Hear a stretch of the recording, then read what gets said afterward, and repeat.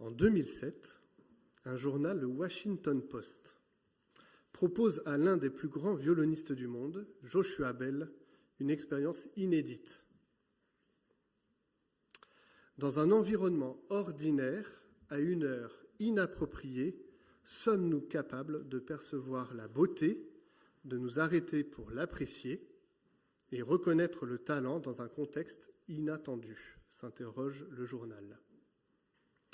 Et donc, pour tenter de répondre à cette question, ils font appel à Joshua Bell, qui s'installe un matin dans une station de métro de Washington et joue pendant 43 minutes avec son Stradivarius de 1713, un instrument remarquable qui vend 3,5 millions de dollars. Et il joue des morceaux réputés parmi les plus difficiles du répertoire de violon. En 3 quarts d'heure, seules 7 personnes sur 1000 qui passèrent s'arrêtèrent pour l'écouter. Il récolta 32 dollars, dont 20 laissés par l'unique personne l'ayant reconnu et qui avait assisté à l'un de ses concerts dans une salle comble quelques jours auparavant à 100 dollars la place. L'article tiré de l'expérience valut au journaliste du Washington Post le prix Pulitzer en 2008. Derrière ce test, la réflexion sous-jacente était de savoir dans quelle mesure les gens sont-ils capables de reconnaître la beauté et un événement extraordinaire en dehors des scénarios dans lesquels nous nous attendons à ce qu'ils soient placés. Et la réponse, du coup, pour la plupart d'entre nous, nous ne sommes plus prêts à voir et à entendre la beauté ou un événement extraordinaire lorsqu'il s'échappe de son carcan classique et institutionnel. Quelque part, c'est nos attentes qui prennent le pas sur ce qui pourrait arriver de beau, de manière artistique ou autre. Et c'est peut-être ce qui a empêché les contemporains de Jésus, lors de sa naissance, de venir et découvrir leur Sauveur. Voici un acte, un événement extraordinaire d'une beauté remarquable et qui pourtant a été à destination que de quelques personnes. Pour mieux discerner ce qui leur a manqué à ces contemporains, et peut-être ce qui nous manque parfois à nous aussi, le plus simple, c'est de regarder ceux et celles à qui cet événement extraordinaire n'a pas échappé. Alors vous les connaissez, il y a les parents de Jésus, c'est sûr, il y a Zacharie et Élisabeth qui étaient au courant de la naissance de Jésus, mais en fait, nous, on va s'intéresser à 2 autres groupes que vous connaissez aussi d'ailleurs, mais qui sont un peu plus étranges que les parents. C'est des savants, païens, d'abord, puis ensuite des bergers. Et afin de nous rappeler ce qui s'est passé pour l'un et l'autre de ces groupes, nous allons relire les textes des évangiles qui nous en parlent. Comme ça, on aura tous les éléments en tête. Lisons ensemble, d'abord pour les mages, Matthieu chapitre 2, des versets 1 à 11. Je lis selon la version second 21. Je crois que ça va être affiché en même temps. Jésus naquit à Bethléem en Judée, à l'époque du roi Hérode. Or, des mages venus d'Orient arrivèrent à Jérusalem et dirent « Où est le roi des Juifs qui vient de naître ? En effet, nous avons vu son étoile en Orient et nous sommes venus pour l'adorer. » Quand le roi Hérode apprit cela, il fut troublé et tout Jérusalem avec lui. Il rassembla tous les chefs des prêtres et spécialistes de la loi que comptait le peuple et leur demanda où le Messie devait naître. Ils lui dirent « À Bethléem en Judée, car voici ce qui a été écrit par le prophète. Et toi, Bethléem, terre de Juda, tu n'es certes pas la plus petite parmi les principales villes de Juda, car de toi sortira un chef qui prendra soin d'Israël, mon peuple. » Alors Hérode fit appeler en secret les mages. Il s'informa soigneusement auprès d'eux du moment où l'étoile était apparue. Puis les envoya à Bethléem en disant « Allez prendre des informations exactes sur le petit enfant. Quand vous l'aurez trouvé, faites-le-moi savoir, afin que j'aille moi aussi l'adorer. » Après avoir entendu le roi, ils partirent. L'étoile qu'ils avaient vue en Orient allait devant eux jusqu'au moment où, arrivée au-dessus de l'endroit où était le petit enfant, elle s'arrêta. Quand ils s'aperçurent l'étoile, ils furent remplis d'une très grande joie. Ils entrèrent dans la maison, virent le petit enfant avec Marie, sa mère, se prosternèrent et l'adorèrent. Ensuite, ils ouvrirent leur trésor et lui offrirent en cadeau de l'or, de l'encens et de la myrrhe. Puis, avertis dans un rêve de ne pas retourner vers Hérode, Ils regagnèrent leur pays par un autre chemin. Premier texte, le deuxième, qui nous parle des bergers, Luc, chapitre 2, versets 8 à 20. Et c'est concomitant du coup, les deux éléments. Il y avait dans la même région des bergers qui passaient la nuit dans les champs pour y garder leurs troupeaux. Un ange du Seigneur leur apparut et la gloire du Seigneur resplendit autour d'eux. Ils furent saisis d'une grande frayeur, mais l'ange leur dit « N'ayez pas peur, car je vous annonce une bonne nouvelle qui sera une source de grande joie pour tous les peuples. » Pour tout le peuple. Aujourd'hui, dans la ville de David, il vous est né un sauveur qui est le Messie, le Seigneur.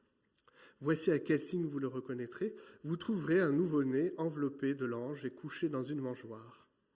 Et tout à coup, une foule d'anges de l'armée céleste se joignit au premier ange.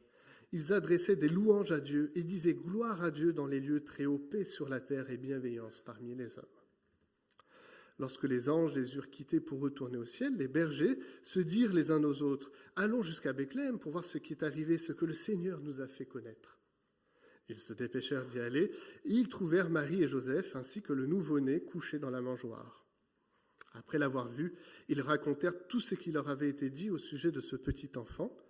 Tous ceux qui entendirent les bergers furent étonnés de ce qu'il leur disait. Marie gardait le souvenir de tout cela, et le méditait dans son cœur. Puis les bergers repartirent en célébrant la gloire de Dieu et en lui adressant des louanges à cause de tout ce qu'ils avaient entendu et vu, et qui était conforme à ce qui leur avait été annoncé. Voilà deux groupes qui se sont rencontrés quelque part autour de ce petit enfant, autour de Jésus. Alors que le monde n'avait pas conscience de ce qui venait de venir, d'apparaître, la venue du Fils de Dieu parmi les hommes, vous avez des bergers et des mages qui pourtant étaient présents. Regardons d'abord les mages. Voici des païens qui cherchent de tout leur cœur. En fait, je ne sais pas si vous êtes déjà posé cette réflexion, mais c'est une histoire assez inattendue que Matthieu nous raconte dans son évangile. Et c'est d'ailleurs si étrange qu'il est le seul à le faire. Il est le seul à faire un compte-rendu de ce que les mages ont fait. Dans les autres évangiles, vous ne trouverez pas parler des mages. Ces mages faisaient sûrement partie des administrations impériales du Proche-Orient ancien. C'était des érudits de l'époque. Ils formaient une classe de savants, voire, pour certains, de prêtres, ayant des connaissances en astrologie, on le comprend avec l'étoile, mais aussi en magie et divination, qui étaient des pratiques que la Bible rejette par ailleurs avec une extrême fermeté. Ce sont des païens au sens fort du terme, qui n'ont rien à voir avec le peuple élu. Et d'ailleurs, les Juifs étaient encouragés à se séparer d'eux et n'avoir aucun contact avec eux. Mais voilà que le texte qu'on a lu dans l'évangile de Matthieu nous encourage à nous identifier à eux. Alors je ne pense pas que l'auteur justifie les horoscopes ou l'astrologie comme un moyen normal de connaître les directions divines. Ne sortez pas de ce culte en disant Kevin nous a dit on peut lire l'horoscope, c'est merveilleux, on y trouvera là une destinée pour chacun d'entre nous. C'est pas ça que je dis. Ces savants s'y prenaient sûrement bien mal pour trouver Dieu. Ils utilisaient des pratiques qui étaient répréhensibles. Et pourtant, l'Éternel va les honorer car leur démarche appelle à une recherche sincère. Et c'est vers ça que j'aimerais aller ce matin. Tout dans le passage nous indique que malgré leurs écueils, ces mages avaient le réel désir de rencontrer le Messie. Ils étaient prêts à découvrir la beauté et l'extraordinaire événement de la venue de Jésus au monde. Plusieurs choses nous incitent à le comprendre dans ce sens-là. Le passage insiste sur la connaissance qu'ils avaient des Écritures juives et la venue prochaine d'un Messie. On a conscience, en lisant ce texte, que les mages avaient lu les Écritures. Ils connaissaient l'Ancien Testament, ils connaissaient les prophètes. Ils savaient qu'il y avait un roi des Juifs qui devait venir, un Messie. Ils restent disponibles à ce que Dieu veut leur dire et leur communiquer. Alors Dieu utilise une étoile, ou dans ce texte, il utilise aussi un rêve au sujet d'Hérode pour pas qu'il ne retourne vis-à-vis d'Hérode. Et dans les deux cas, les mages ils sont très sensibles à cela. Ils veulent se mettre à l'écoute de Dieu. on voit que lorsqu'ils rencontrent le roi des Juifs, le Messie, la première chose qu'ils font, c'est que humblement, ils se mettent aux pieds de cet enfant. Ils lui reconnaissent son statut, sa royauté. Un autre élément qui devrait nous surprendre, c'est leur réaction face à cet enfant qui se caractérise, c'est dit dans le texte, par la joie et par l'adoration. Seule réponse possible devant l'accomplissement de ce miracle, de la venue de Dieu parmi les hommes. Et du coup, il faut mettre tout ça en contraste avec ce qui est dit d'Hérode et des spécialistes de la loi. Hérode, lui, il n'a que des pensées politiques. Il ne veut pas d'un autre roi. Mais les spécialistes de la loi auxquels il s'adresse, eux, ils sont simplement dans leur carcan rigide de l'époque. Si je me rappelle les prophètes, il est dit qu'il va venir de telle façon, de telle manière. Après, tu te débrouilles avec ça, Hérode. T'en fais ce que tu veux. Mais en tout cas, voilà le texte biblique. Pour revenir à l'histoire du violoniste dans le métro de Washington, pour eux, ça ne correspondait pas à leur schéma, ce que Hérode posait comme question. Du coup, ils ne sont pas allés plus loin que cette réflexion. Ils n'ont pas su faire le lien entre ce que les mages venaient annoncer et ce qu'ils avaient vécu, et ce que les textes bibliques pouvaient dire. Et le privilège des mages, c'est en fait d'avoir simplement levé les yeux vers le ciel et disposé leur cœur vers le Seigneur pour se laisser conduire vers la beauté et l'événement extraordinaire de la naissance de Jésus. Eux, contrairement aux spécialistes de la loi et à Hérode, étaient sensibles à l'appel. Ils étaient prêts dans leur âme, dans leur cœur, malgré le fait qu'ils soient païens et qu'un certain nombre de pratiques n'étaient pas justes, ils étaient prêts à recevoir et à faire amende honorable vis-à-vis de ce petit enfant. Ils étaient prêts, nous dit le texte, à s'agenouiller, à lui offrir des cadeaux et à reconnaître qui il était vraiment. Le deuxième groupe n'a rien à voir. Ce ne sont pas des érudits, ils ne travaillent pas pour une grande organisation, ils ne sont pas riches, ce sont des bergers, tout simplement. L'immense succès planétaire Squid Game, est-ce que vous avez déjà vu cette série sud-coréenne ? J'ai fait complètement chou blanc au premier culte et je vois que personne n'a regardé au deuxième. Du coup, je vais vous expliquer vite fait l'idée de cette série. Apparemment, c'est la série la plus regardée depuis qu'il y a des séries. Donc, c'est quelque chose apparemment de très, très, très, très fort, qui raconte l'histoire de 455, je crois, candidats qui se mettent d'accord, alors au début ils ne sont pas tout à fait au courant, mais qui acceptent de jouer à un jeu où à chaque fois que l'un d'eux meurt, une tirelire est alimentée et à la fin, le dernier va pouvoir récolter tout l'argent. Et il y a beaucoup de thématiques dans cette série qui sont intéressantes. Alors, la regardez pas forcément si vous êtes allergique à la violence, parce que c'est vraiment ultra violent, mais il y a des thèmes intéressants qui sont touchés dans cette série. Et en fait, un des thèmes principal, c'est que chacun des candidats qui se soumet à ce jeu morbide qui lui est proposé a en fait la même faiblesse pour les uns et les autres de croire que leur vie n'a plus aucun sens, que leur vie n'a plus aucune valeur au sein de la société. Et c'est pour ça qu'ils acceptent ce jeu. C'est parce que pour eux, ils ont abandonné tout espoir d'être quelqu'un qu'ils acceptent de s'entretuer pour la perversion de quelques riches afin de devenir quelqu'un dans ce monde, pour l'argent.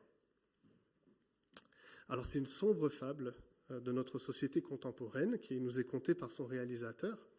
Mais à la fin de la saison 1, il demeure l'espoir d'une humanité quelque part plus humaine à l'écoute de son prochain, lorsque le héros, donc celui qui a gagné la somme, se rebelle contre ce système ignoble et il se donne pour objectif de dénoncer et de faire cesser. Mais tout ce qui est donné dans cette série, c'est de dire, ils acceptent en fait, parce que pour eux, ils ne valent plus rien. La Bible s'exprime à bien des reprises, que ce soit par la bouche des prophètes, par Jésus ou par les apôtres, contre les injustices sociales qui gangrènent le monde. Et cette série, c'est une injustice horrible, criante. La Bible se donne comme principe, et c'est même l'acte créationnel qui le fonde, que nous avons tous une même valeur aux yeux de Dieu. Une valeur qui ne dépend pas des autres, de son compte en banque ou de regard que l'autre peut porter vers nous, mais du regard simplement du Créateur sur sa créature. Et c'est avec ce contexte en tête que nous devons prendre l'appel des bergers à célébrer la naissance de Jésus. Ces bergers n'étaient pas les personnes en vue de l'époque. C'était pour la plupart en fait des salariés aux conditions de travail particulièrement difficiles et payés à la journée. Ils étaient considérés tout en bas de l'échelle sociale, à tel point que leur témoignage n'était pas recevable à un procès. Ils n'avaient même pas le droit de témoigner dans un procès. On ne leur reconnaissait aucun droit à ces hommes et on les décrivait comme malhonnêtes, pauvres, indignes de tout. Et c'est pourtant à eux que les anges vont révéler la venue au monde de Jésus. Alors pourquoi eux ? Quelles étaient leurs qualités par rapport aux contemporains ? Eh bien, il y a plein de petites choses qui sont données dans ce texte que j'aimerais souligner avec vous. Malgré leur statut social et les brimades qu'ils pouvaient souffrir, eux au moins prenaient soin de leurs troupeaux. C'est tout bête de dire ça comme ça, mais c'est eux qui prenaient soin du troupeau. Ils étaient sûrement davantage prêts à accueillir cette bonne nouvelle, car leur âme avait soif de justice et d'amour. Je pense qu'ils saisissaient, mieux que quiconque, ce que la venue du Messie dans une mangeoire inscrivait de la disponibilité et de la bienveillance du Créateur pour chacun. Et qu'ils se reconnaissaient dans cette fragilité et cette faiblesse d'un petit enfant dans une mangeoire. On peut dire que dans la venue humble de Jésus se déploie la force de Dieu. Dieu est venu à la rencontre des faibles, des fragiles, de ceux qui n'avaient rien. Et du coup, ces personnes-là l'ont accueilli comme tel. Comme pour les mages, leur réaction a signifié leur foi. Par la joie, il y a la même expression que pour les mages. Ils ont de la joie, ils ont une joie qui explose à l'annonce de l'événement. C'est une joie qui s'exprime autour d'eux par le témoignage qu'ils vont donner aux uns et aux autres. 2 fois, il nous est dit dans le texte que les autres furent étonnés du témoignage qu'ils donnaient. Et puis après, lorsqu'ils quittent Marie, ils vont partout dire ce qu'ils ont vécu. Tout cela manifeste que autant les mages que les bergers, leur qualité première, c'est qu'ils étaient prêts. C'est qu'ils étaient sensibles à chaque instant de leur vie à ce que Dieu pouvait leur dire et leur signifier. Ils n'étaient pas de ces 996 personnes qui sont passées dans le métro très vite sans regarder le violoniste, mais des 7 qui se sont arrêtés et qui ont dit tiens, on va juste écouter et on va voir ce qu'il a à nous dire. Mais s'ils étaient prêts à s'arrêter, c'est qu'ils étaient prêts. C'est qu'ils avaient mis la disponibilité dans leur vie pour cela. Et c'est toute la différence des contemporains de Jésus et de ces 2 groupes qui sont là autour de Marie et de Joseph et de ce petit enfant. Alors vous vous souvenez peut-être de la question qui avait motivé le Washington Post à cette expérience. Dans quelle mesure les gens sont-ils capables de reconnaître la beauté ou un événement extraordinaire en dehors des scénarios dans lesquels nous nous attendons à ce qu'ils soient placés? C'est exactement la question de l'Évangile, et plus particulièrement en cette période de Noël, de la naissance de Jésus. Dans quelle mesure nous sommes prêts à être bousculés dans nos schémas, dans nos fonctionnements, dans nos traditions, pour donner la vraie place de la naissance de Jésus, de ce qu'elle signifie. Je le redis, de la beauté de l'événement extraordinaire, mais aussi de l'impact que ça a en nous personnellement et de l'impact que ça devrait avoir auprès de nos contemporains. Ces 2 passages enseignent que Dieu se réserve la possibilité de se révéler comme il veut.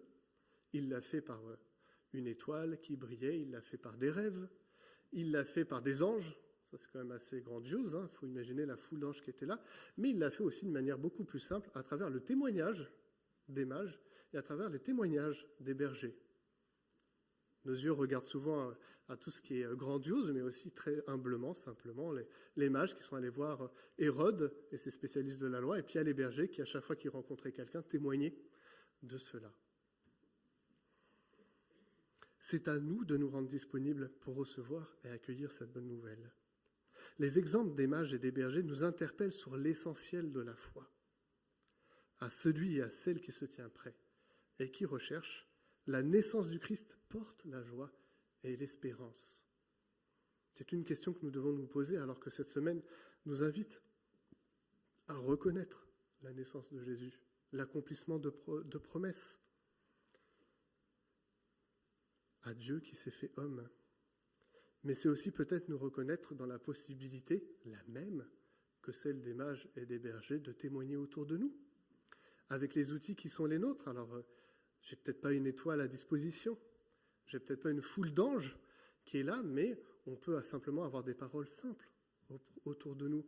On peut utiliser les outils, comme on a présenté lors des annonces The Chosen, mais c'est un outil parmi d'autres qui peut être mettre à disposition pour que chacun puisse porter une réflexion et se préparer à cette beauté, à cet événement extraordinaire qui vient à sa rencontre, la venue du Fils de l'homme et la venue du Fils de Dieu. Prions ensemble. Seigneur, ce matin, nous voulons vraiment nous rendre sensibles à ce texte, à ces deux textes des évangiles, et quelque part, effectivement, vouloir nous identifier à ces mages et à ces bergers, dans leur humilité, dans leur recherche de toi, dans leur appréciation juste et vraie de ce que signifie ta venue. Nous te demandons de peut-être sortir de nos schémas habituels pour refaire place à ce que cet événement doit conduire de changement, de compréhension dans nos vies personnelles, mais aussi de l'impact qu'il peut avoir autour de nous, de nos contemporains, de nos proches. Seigneur, tu es venu répondre à la paix à laquelle aspire ce monde, à la joie que recherche ce monde, à l'espérance que ce monde désire, que nous puissions nous en saisir pour nous-mêmes, mais aussi savoir le témoigner. Dans cela, aide-nous à pouvoir le faire, que nous ne soyons pas frustrés si parfois les éléments manquent, mais que tu viennes à notre secours par l'Esprit Saint. Que pour cette semaine de Noël qui s'approche, nous puissions le vivre en communauté, en église, en famille, individuellement, là où nous serons. Que nous puissions apprécier ces textes à nouveau et leur donner la portée de ce qu'ils proposent, Seigneur. Nous nous attendons à toi, nous reconnaissons ta venue et nous te disons merci pour cela. En ton Saint-Nom, Jésus. Amen.